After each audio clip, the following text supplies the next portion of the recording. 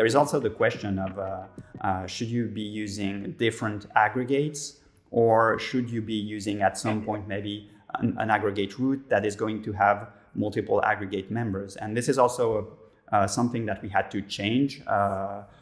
Let's say in the beginning, we started with multiple aggregates, and then we saw it was rapidly quite complex to make them interact with each other, especially since they had a lot of interaction, because it was like a main entity with its child entity.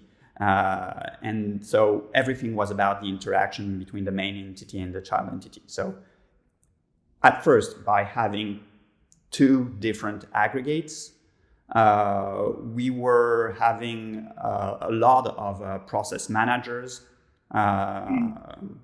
in the middle to like handle the interactions, and it can become very complex in terms of events for these and in terms of state that you need to keep, etc.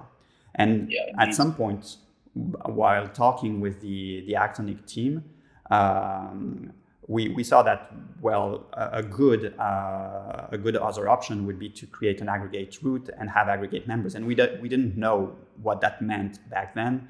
But once this was set up, well, everything was easier, because from your aggregate root, you could directly affect your aggregate members, and you didn't have to have all those process managers in the middle. Yeah. So it reduced considerably the number of commands and the number of events that we had to handle.